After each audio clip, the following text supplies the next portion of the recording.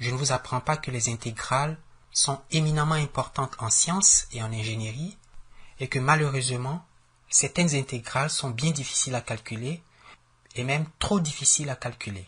Il existe des méthodes pour approcher le calcul de ces intégrales, méthodes dites déterministes que nous avons vues, les méthodes de Newton-Cotes, vous savez la méthode du rectangle, la méthode du trapèze, les méthodes de Simpson, la méthode de quadrature de Gauss, etc.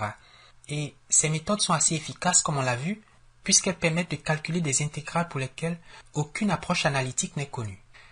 Vous prenez une intégrale aussi simple que l'intégrale de moins 1 à 3 de la fonction exponentielle de moins x carré dx. Nous ne connaissons aucune primitive de la fonction qui à x fait correspondre exponentielle de moins x carré. Et par conséquent, cette intégrale est très difficile. Et que dire de l'intégrale triple suivante, l'intégrale de 0 à 1, de l'intégrale de 0 à 1, de l'intégrale de 0 à 1, il n'est pas possible de l'approcher par les méthodes analytiques, et il faut bien sûr procéder numériquement, mais comme on le verra, les méthodes de Newton-Cotes ont certes leurs forces, leurs avantages, mais aussi leurs limites, en particulier pour des intégrales multidimensionnelles et de dimensions très élevées. Et donc ce que nous proposons, ce sont des méthodes approximatives qui permettent de pallier aux difficultés ou aux limites des méthodes numériques conventionnelles dans les cas impraticables, c'est-à-dire pour des intégrations en dimensions très élevées. Les méthodes de Monte-Carlo que nous présentons maintenant sont des approches probabilistes, et c'est-à-dire des méthodes qui reposent sur une simulation des jeux de hasard, un peu comme si on était au casino, pour arriver à une estimation suffisamment bonne de l'intégrale à calculer. Autrement dit, nous irons au casino pour résoudre un problème déterministe. Le problème déterministe est le calcul intégral ou la résolution d'une équation différentielle, c'est pareil. L'approche probabiliste est le jeu de hasard. Et cette dichotomie entre le hasard et le déterminisme est quelque chose de tout à fait surprenant. On ne voit pas a priori comment le hasard pourrait nous permettre de résoudre un problème déterministe. Or, c'est exactement ce que nous proposent les méthodes de Monte-Carlo. Alors, pour comprendre ces méthodes, prenons le problème le plus simple, le calcul d'une intégrale en une dimension. L'intégrale de moins 1 à 3 exponentielle de moins x carré dx, où a égale à moins 1, b égale à 3, et h de x, c'est e à la moins x carré. Nous voulons d'abord faire une transformation de cette intégrale, c'est-à-dire passer d'une intégrale dont les bornes sont a et b étant des nombres réels quelconques, à une intégrale dont les bornes sont 0 et 1. Donc on voudrait intégrer une certaine fonction de x dans l'intervalle de 0 à 1. Alors comment faire? Alors prenons la variable t qui prend ses valeurs dans l'intervalle de 0 à 1 et multiplions chaque membre de la double inégalité par l'écart entre a et b, c'est-à-dire b moins a. Donc si je fais 0 fois b moins a, ça fait 0. Et puis j'ai b moins a fois t. Et si je fais b moins a fois 1, j'ai b moins a. Ensuite, ajoutons a de tous les côtés. Donc 0 plus a, ça fait a. Et b moins a fois t plus a, ça fait a plus b moins a fois t. Et b moins a plus a, ça fait b. Alors j'appelle x la quantité a plus b moins a fois t. Je vois que x varie entre a et b. Je peux donc réécrire l'intégrale de h de x, mais x c'est a plus b moins a fois t.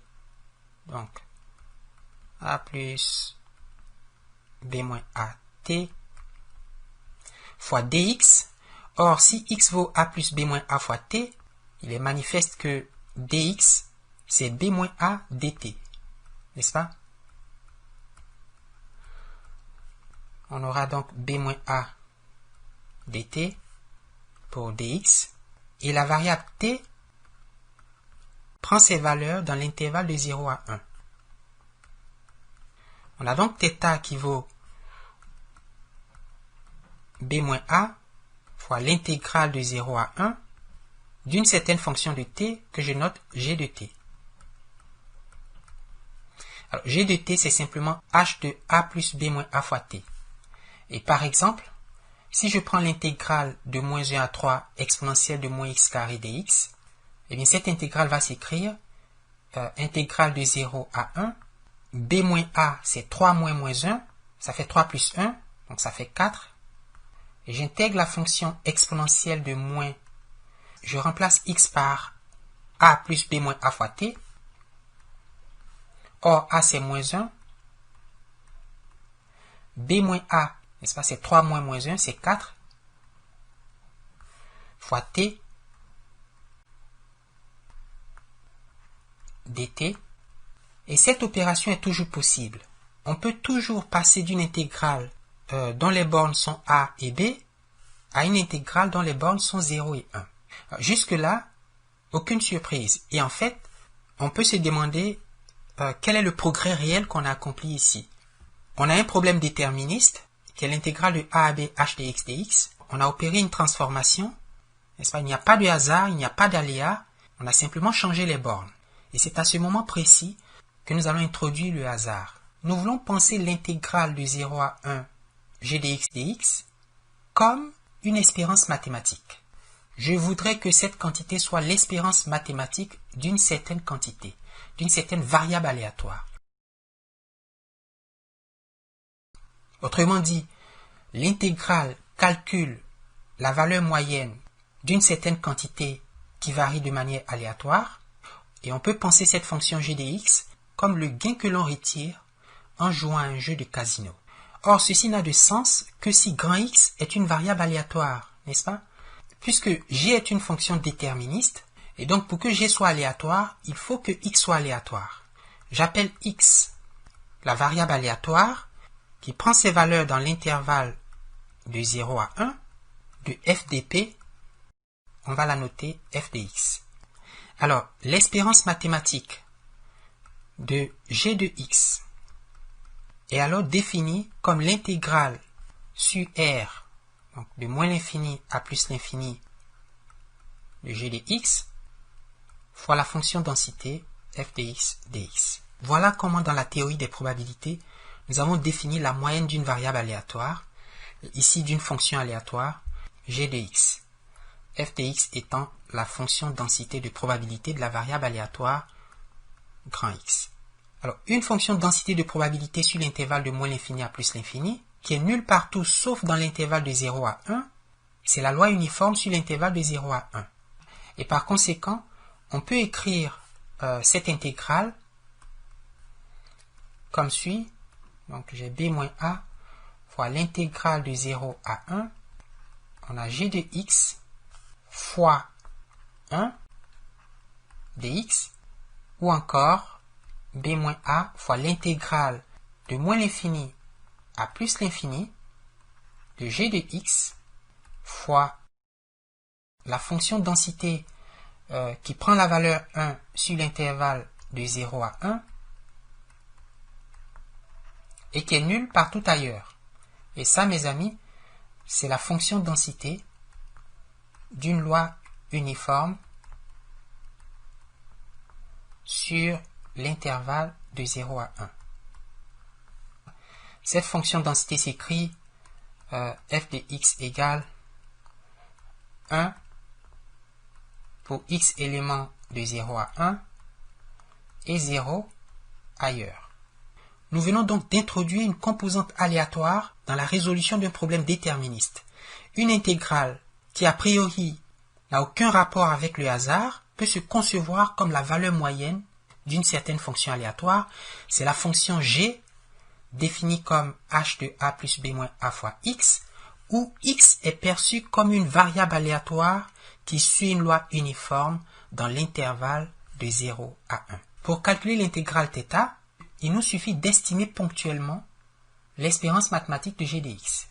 Et donc, θ qui vaut b moins a fois espérance de g de grand X peut s'estimer par, et j'appelle θ chapeau l'estimateur, c'est l'estimateur de Monte Carlo de l'intégrale de départ, c'est b moins a fois la moyenne arithmétique de n mesures indépendantes et identiquement distribuées de la fonction aléatoire g de x.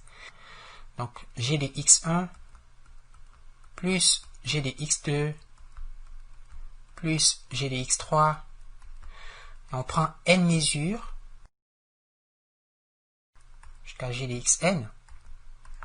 Il faut prendre la moyenne arithmétique des g de xi. Donc, il faut diviser par n. Ou encore b-a sur n fois la somme quand i varie de 1 à n de g de xi. Alors les xi proviennent toutes de la même loi, c'est pas la loi uniforme sur l'intervalle de 0 à 1. C'est un échantillon aléatoire, donc on tire une première mesure x1, et puis une deuxième mesure x2, une troisième mesure x3, et on le fait n fois, et pour chaque observation xi, on calcule la valeur g de xi correspondante. Donc on calcule g de x1, on calcule g de x2, g de x3, g de x4, g de x5, jusqu'à g de xn. On fait la somme, on divise par n, on obtient la moyenne arithmétique des g de xi, et on sait d'ailleurs, comme on l'a vu dans notre cours de statistique, qu'un tel estimateur est sans biais. Alors, prenons l'exemple suivant, l'intégrale de moins 1 à 3 exponentielle de moins x carré dx, de sorte que l'intégrale θ peut se concevoir comme 4 fois l'espérance mathématique d'une variable aléatoire, d'une fonction aléatoire, équivaut 4 fois g de x1 plus g de x2 plus g de xn, où chaque xi suit la loi uniforme de 0 à 1. Et dans Excel, on va simplement dire rand. Je vais appeler U l'occurrence d'une variable aléatoire uniformément distribuée sur l'intervalle de 0 à 1.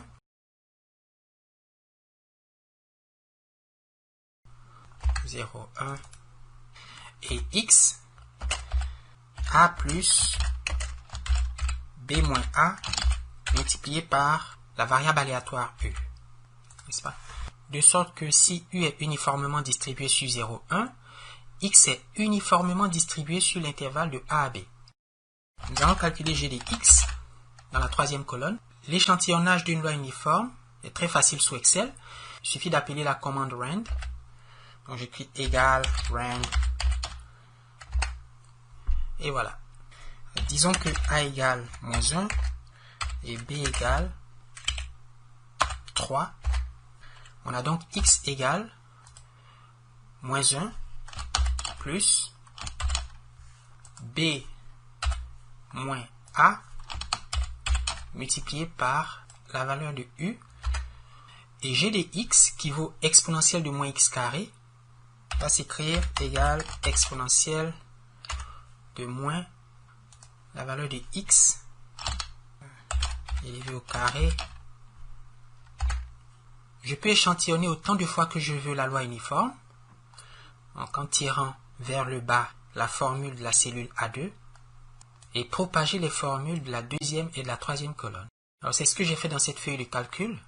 Nous avons effectué environ 3000 simulations, et chaque fois que j'appuie sur F9, Excel effectue à nouveau les simulations.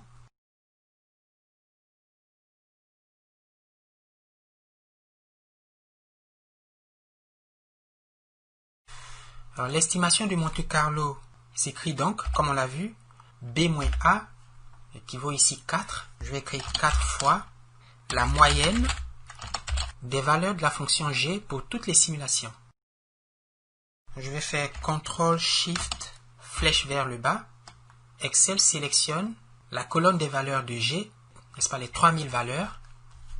Je ferme la parenthèse et j'appuie sur OK.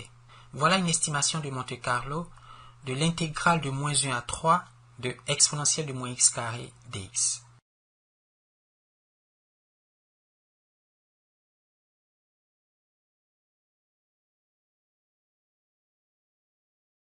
Et on peut construire un intervalle de confiance pour la valeur vraie de cette intégrale à partir de l'estimation de Monte Carlo, puisque nous connaissons la marge d'erreur pour un niveau de confiance de 95%.